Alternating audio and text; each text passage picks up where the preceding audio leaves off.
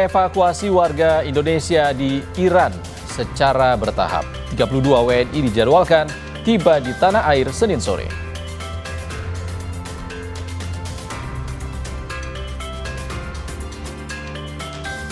Banjir masih menggenangi Jalan Outer Ring Road Puri Kembangan, Jakarta Barat. Imbasnya, lalu lintas terhambat.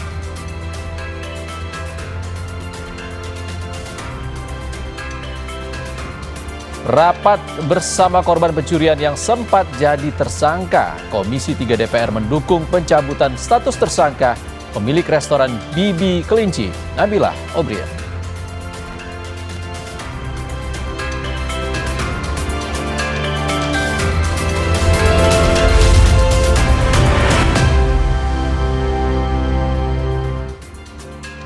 Saudara, selain 3 sorotan utama tadi, beragam kabar penting dari sejumlah daerah di tanah air akan kami hadirkan untuk Anda selama 30 menit ke depan.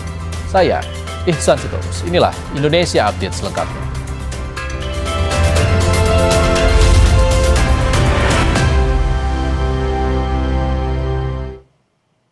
Saudara, akibat mati mesin, sebuah kapal tradisional terombang-ambing di perairan Pulau Pari, Kepulauan Seribu. Proses evakuasi berlangsung dramatis. Satu gaya di depan, Taya. Depan aja, Kim. Pelan-pelan. Agak bebekin aja. Tim rescue Gulkarmat Kepulauan Seribu mengevakuasi penumpang dan ABK. Peristiwa terjadi saat kapal berangkat dari Muara Kronjo, Tangerang menuju Pulau Kelapa. Di tengah perjalanan terjadi hujan dan angin kencang. Muatan melebihi kapasitas ditambah tingginya ombak menyebabkan mesin terendam dan mati. 4 personil dengan kapal rescue dikerahkan untuk mengevakuasi ke-6 penumpang kapal ke Pulau Pari.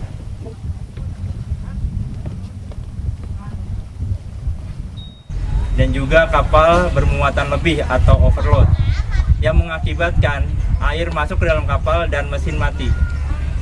Kejadian itu mengakibatkan kapal terombang-ambing lebih dari 30 menit dan penumpang menghubungi kami, pemadam kebakaran Pulau Pari, dan kami langsung meluncur ke tempat kejadian.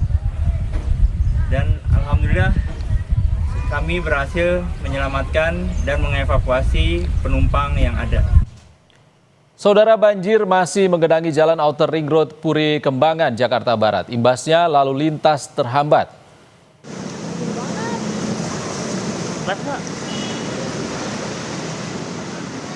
Air setinggi 10 cm masih menggenangi Jalan Lingkar Luar Puri Kembangan, Jakarta Barat. Tampak sejumlah pengendara motor terpaksa menuntun kendaraannya karena air yang cukup tinggi. Sejumlah kendaraan lainnya juga tersendat saat melintas, bahkan ada juga yang mogok. Masyarakat harus mengantre untuk melewati lajur yang lebih kering. Untuk mengurangi kemacetan, polisi memberlakukan rekayasa lalu lintas.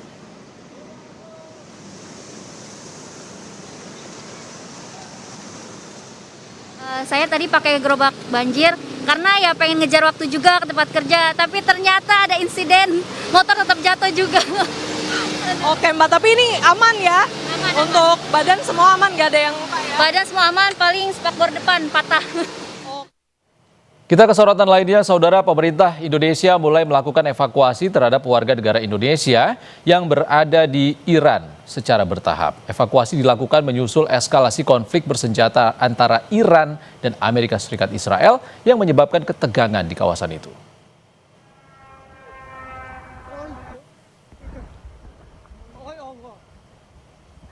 Pada tahap awal, evakuasi dilakukan melalui Azerbaijan.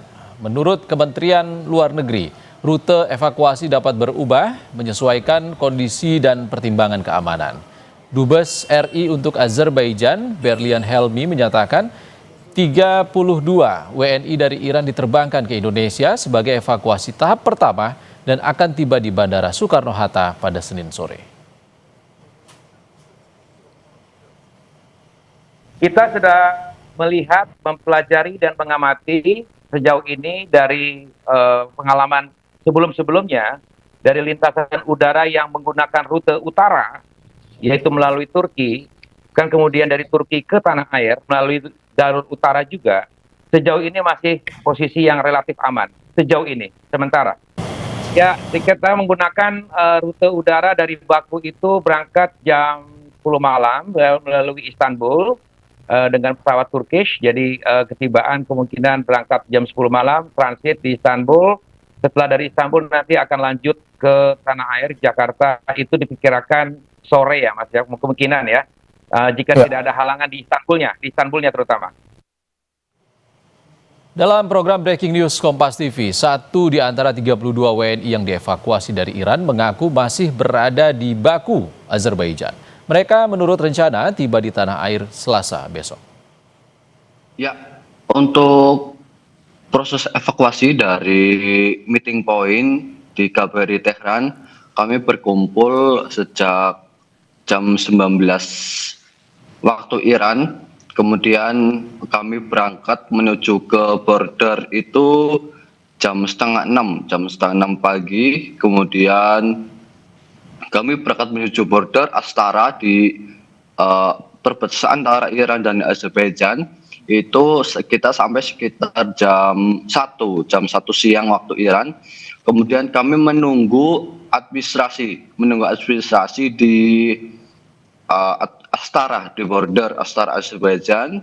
Kemudian setelah itu kami berangkat dan disambut oleh KBRI Baku, diterima oleh Bapak Dubes Pak Berlin Helmi beserta staf KBRI. Kemudian setelah itu kami berangkat menuju ke ibu kota Azerbaijan di kota Baku. Kemudian setelah itu kami transit di hotel untuk menunggu flight ke Indonesia, seperti itu. Mas Hokam, apakah ketika konflik pertama kali terjadi, Mas Hokam langsung menghubungi KBRI atau KJRI untuk segera minta dievakuasi, Mas? Untuk kontak emergensi itu saya menghubungi teman senior kami di KBRI untuk meminta informasi yang lebih akurat, karena di tempat kami, di kampus kami itu aman, Mbak. Itu kemudian untuk di kota sendiri itu kan relatif dinamis ya, Mbak ya. Kemudian kami meminta informasi yang lebih akurat. Kemudian informasi tersebut kami terima, dan semenjak itu kami untuk langsung bersiap-siap evakuasi ke apartemen staf KBRI yang ada di Tehran, seperti itu. Mas Hokam, yang berada bersama Mas Hokam sendiri saat ini ada berapa WNI dan kepastian pulang ke Indonesianya kapan, Mas? Ya, untuk saya bersama 32 WNI yang lain di hotel. Kemudian untuk kepastian pulang itu nanti malam, Mbak. Nanti malam tanggal 9 jam 10 waktu Azerbaijan, dan tiba di Indonesia sekitar besok jam 6 waktu Indonesia Barat. Saudara, meski masih dalam kondisi aman, WNI yang berada di kawasan Timur Tengah khawatir dengan eskalasi konflik di Iran yang belum reda. WNI di Dubai, Uni Emirat Arab sempat mendengar ledakan yang tak jauh dari tempatnya berada. Saya sendiri alhamdulillah sehat, tidak terlalu panik karena sudah banyak himbauan dari pemerintah kalau misalnya pun ada serangan rudal, kita diberitahukan kayak menerima semacam alert gitu dari pemerintah bahwa ada kemungkinan penyerangan missile kayak rudal di beberapa daerah. Itu dia setiap daerah tuh menerima alert yang berbeda-beda. Jadi yang saya kabarin Mas Bre kemarin hari Sabtu, kami menerima alert lagi jam 8 malam pas lagi makan malam. Lalu tiba-tiba mendengar suara dentuman gitu ya, sekiranya kayak 1 kilometer away from where I had my dinner. Dari situ langsung lumayan panik dan terdengar cukup besar. Ternyata itu 1 kilometer yang saya jelaskan tadi. Jatuh ke jalan raya dan ya ada korban sih Mas satu. Bukan, itu sepertinya jatuhnya tuh di jalan. Jadi yang terkena itu pengemudi taksi dengan dari Pakistani nationality. Kebanyakan untuk teman-teman warga negara Indonesia yang ada di sini, yang ada di grup saya itu, yang bisa bekerja lagi online gitu ya, work from home. Ketika airport sudah dibuka, kebanyakan mereka memilih untuk pulang. Apalagi yang anak-anaknya sudah libur sekolah hari ini, sekolah udah mulai libur, jadi mereka memilih untuk pulang. Tapi seperti kami yang kerja di sektor pariwisata dan perhotelan, kehadiran kami masih diperlukan gitu Mas. Jadi kami masih tetap bekerja dan tetap bertahan di sini. Saudara, kabar usai jeda, Komisi 3 DPR RI mendukung pencabutan status tersangka pemilik restoran Bibi Kelinci, Nabilah Obrien, dalam kasus dugaan pencemaran nama baik.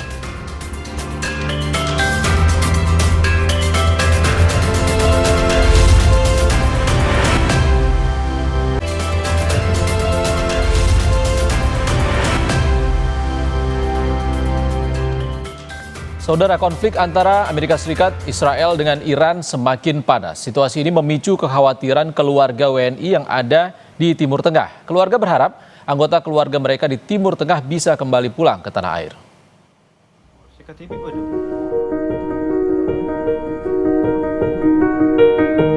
Hosnia, warga Kapongan, Situbondo, Jawa Timur ini merasa khawatir karena sang adik Sri Wahyuningsi yang bekerja sebagai pekerja migran Indonesia masih berada di Timur Tengah. Hosniah menyebut komunikasi dirinya dengan sang adik terbatas. Ia berharap agar sang adik yang berada di Oman bisa segera pulang karena konflik yang semakin memanas. Sekarang kan sudah agak mendingan aman di sana, cuma ya adik saya itu tetap mau minta pulang. Ya alhamdulillah amannya di situ, cuma ya pingin pulang ke sini, pingin pokoknya ndak mau kerja ke sana lagi, kerja di sini aja yang penting gitu dah. Adik saya itu. Kekhawatiran juga dirasakan Sumarlin Ahmad, keluarga Kapten Miswar, seorang WNI yang dilaporkan hilang setelah kapal takbot Musafah II yang dinakodainya meledak dan tenggelam di Selat Hormuz Timur Tengah. Pamit akan berlayar menjadi pesan terakhir Kapten Miswar yang dikirimkan pada sang istri pada Rabu 4 Maret lalu. Setelah itu, keluarga tak lagi menerima kabar dari Miswar. Hilang kontak, dia kan terakhir kontak sama anaknya itu hari Rabu. Hari Rabu masih sempat bicara sama istrinya, sampaikan bahwa dia akan mau melakukan perjalanan menuju ke lokasi kejadian. Terus habis itu hari Kamisnya masih sempat dia chat anaknya, cuma tidak balas. Sempat dia baca, tapi tidak sempat dia balas. Sekitar jam 1 siang. Terakhir di situ kontaknya sama anaknya. Teleponnya aktif. Pertama kali itu Pak hari Jumat sekitar jam 10 pagi. Iya, jam 10 pagi ditelepon dari temannya, disampaikan bahwa kapal yang dinakodai bapak itu kena ranjau darat, kena ranjau laut. Duta Besar Indonesia untuk Uni Emirat Arab Juda Nugraha membenarkan ledakan kapal takbot di Selat Hormuz pada 6 Maret 2026. Kapal Musafah II berisikan 7 ABK, 4 diantaranya warga negara Indonesia, di mana 3 WNI masih hilang. Hingga kini pencarian masih dilakukan. Tim Liputan Kompas TV. Sementara saudara, setelah sempat terjadi antrean panjang di sejumlah SPBU, Pertamina Patra Niaga Regional Sumbaksel memastikan ketersediaan BBM di Bengkulu selama Ramadan hingga Idul Fitri aman. Pertamina juga memastikan stok LPG aman.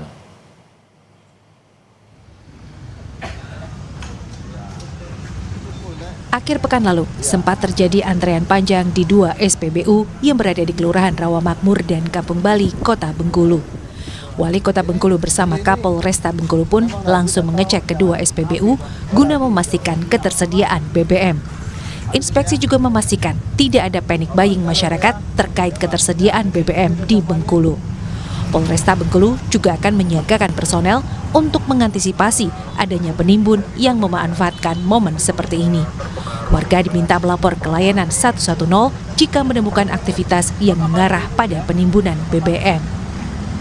Bersama Pak Kapolresta memastikan kondisi aman, terkendali, dan stok dan kami lihat juga masih ada 11 ton, ada 8 ton, dan kalaupun ini nanti dia langsung ada masuk baru lagi. Jadi jangan khawatir, jangan panik buying, dan saya juga sampaikan tadi kalau ada mencurigakan orang datang isi berulang, waktu diduga mereka nimbun. Itu Pak Kapolresta yang akan langsung. Kalau orang sini bilangnya pengunjal ya. Jadi kalau mereka ada indikasi satu mobil atau orang yang sama dengan mobil kendaraan berbeda atau mobil yang sama dengan orang berbeda, kita minta ke pengelola SPBU untuk waspada, segera melapor ke 110. Kemudian kita juga akan tempatkan anggota di sini nanti melakukan patroli, memastikan pertama antriannya tertib dan juga mengimbau kepada masyarakat. Tidak usah panik, tadi Pak Wali sampaikan, stok aman. Menanggapi situasi ini, Pertamina Patraniaga Regional Sumbaksel memastikan stok BBM tetap aman dan tersalurkan dengan lancar di Provinsi Bengkulu, meskipun terjadi peningkatan kebutuhan selama masa Ramadan hingga Idul Fitri mendatang. Sebagai langkah antisipasi, Pertamina juga sudah melakukan peningkatan stok BBM. Pertamina terus berkoordinasi dengan pemerintah daerah guna memastikan penyaluran BBM tepat sasaran. Pertamina juga memastikan stok hingga penyaluran LPG subsidi aman. Pertamina Patraniaga Regional Sumbaksel memastikan ketersediaan energi, khususnya BBM dan LPG dalam kondisi normal dan mencukupi selama Ramadan hingga Idul Fitri, serta terus memastikan keberlanjutan suplai ke lembaga penyalur. Sebagai langkah antisipasi terhadap potensi peningkatan konsumsi energi pada periode tersebut, berbagai upaya telah dilakukan, mulai dari build up stok hingga memastikan kesiapan sarana dan fasilitas distribusi agar penyaluran energi kepada masyarakat tetap berjalan lancar. Di tengah konflik antara Amerika, Israel, dan Iran, stok BBM di Bengkulu dipastikan aman dan warga diminta tidak panic buying serta membeli BBM sesuai kebutuhan. Tim Liputan Kompas TV, Bengkulu. Sementara itu, Menteri Keuangan Purbaya merespons dampak kenaikan harga minyak dunia imbas perang di Timur Tengah. Menteri Keuangan Purbaya bilang stok BBM aman dan hingga saat ini belum ada kebijakan perubahan soal subsidi BBM ataupun kenaikan harga BBM. Setiap saat tuh kita menyetok sekian puluh hari, kalau nggak salah 15 hari lebih ya. Ini kan stoknya 20 hari, berarti berlebih, bukan habis. Nanti kalau itu bisa beli lagi. Itu stok yang normal, bukan darurat. Ada yang bilang, oh kita tinggal 20 hari lagi. Bukan begitu, kalau di stok setahun kan rugi. Ada kosnya, jadi strateginya seperti itu. Udah optimal itu. Pasti selalu terbuka itu. Subsidi akan bengkak nggak Pak? Akan naik otomatis, tapi kan asumsi kita setahun penuh. Kalau sekarang 100 habis itu jatuh ke 50, kata raja kan bisa sama dengan kemarin. Jadi jangan terlalu cepat-cepat, oh jas ini, jas itu. Kita lihat kondisi seperti apa. Nanti setelah sebulan kita prediksi harga minyak seperti apa sehingga kita bisa ngambil kebijakan yang pas. Anda percaya aja, saya cukup pintar kok. Kita udah ngalamin harga minyak tinggi berapa kali kan banyak. Nggak hancur negaranya kan. Kenapa? Karena kebijakannya pas. Berarti subsidi BBM belum akan dinaikkan, belum ditambah lagi Pak? Mengingat harga minyak. Nah, kita dimin aja kan masih ada sampai akhir tahun. Kan belum habis. Kalau untuk harga BBM berarti juga belum akan naikkan. BBM untuk subsidi dipastikan tidak akan terganggu ya Pak ya? Subsidi BBM subsidi ini tidak akan terganggu ya Pak ya? Sampai sekarang belum ada kebijakan untuk merubah subsidi BBM dalam pengertian naikin harga BBM karena kita lihat seperti apa kondisinya ke depan. Wakil Presiden ke-10 dan ke-12 Yusuf Kala menerima kunjungan sejumlah ekonom di Jakarta. Pertemuan ini membahas dampak konflik global terhadap perekonomian nasional serta langkah kebijakan yang perlu diambil pemerintah. Sejumlah ekonom bertemu dengan Wakil Presiden ke-10 dan ke-12 Yusuf Kala untuk bertukar pandangan terkait kondisi ekonomi Indonesia di tengah dinamika global. Dalam pertemuan, JK menyebut kondisi ekonomi saat ini dipengaruhi oleh berbagai faktor, mulai dari situasi global, warisan kebijakan masa lalu, hingga kebijakan pemerintah saat ini. Menurutnya, pemerintah perlu menentukan prioritas kebijakan agar pembangunan dapat memberikan dampak nyata bagi masyarakat. Program pembangunan dinilai perlu difokuskan pada hal-hal yang dapat mendorong pertumbuhan ekonomi dan meningkatkan kesejahteraan masyarakat.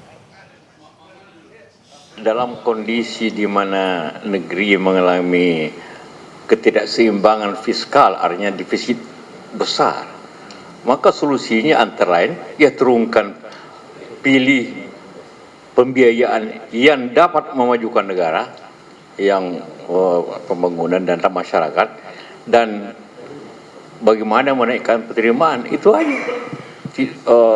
Jadi kita kembali lagi memilih prioritas. Harus memilih prioritas yang dapat memberikan suatu pertumbuhan yang baik untuk negeri ini. Kalau prioritasnya memang seperti contohnya bicara, embeng itu penting, beli alutsista penting, koperasi penting, cuma ada yang lebih penting lagi. Cari yang lebih penting yang dapat, yang bukan cari, memilih prioritas yang produktif yang dapat meningkatkan pertumbuhan, memperbaiki dan kehidupan ekonomi masyarakat. Informasi usai jeda, Saudara. Komisi 3 DPR RI mendukung pencabutan status tersangka pemilik restoran Bibi Kelinci, Nabila O'Brien.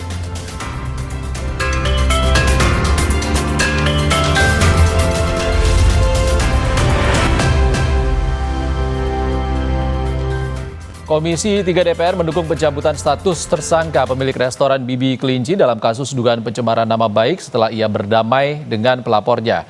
Menurut Ketua Komisi 3 DPR Habibur Rahman, Nabilah dinilai tidak memenuhi unsur melawan hukum maupun unsur kesengajaan untuk memfitnah. Sebelumnya Nabilah dan pelapornya, gitaris Zendi Kusuma, sepakat berdamai dan menandatangani perjanjian perdamaian serta mencabut laporan masing-masing. Selain mencabut laporan, para pihak sepakat menghapus konten media sosial yang menyinggung satu sama lain. Pasal 36 itu bunyinya, ya, intinya adalah tiada pidana tanpa pemenuhan unsur kesengajaan. Pasal 36 ini semakin relevan kalau terkait perkara pencemaran atau yang bersifat ujaran. Kan sulit menilai ujaran. Orang ngomong apa bisa jadi dinilai secara redaksi menghina misalnya. Tapi ternyata niatnya bukan itu. Sama seperti Mbak Nabila, beliau menayangkan CCTV kan bukan untuk mempermalukan, tetapi untuk mencari siapa ini orangnya, karena kan korban kemudian itu dilindungi di pasal 36 maupun pasal 12. Nah ini kan bagaimana? Kita itu 30 tahun telah membuat KUHP dan KUHP baru. Ini waktu penyesuaian, ya. Kita harap ini nggak banyak terjadi lagi. Kami tutup Indonesia Update edisi kali ini, Saudara. Saya Ihsan Sitorus pamit. Sehat selalu. Sampai jumpa.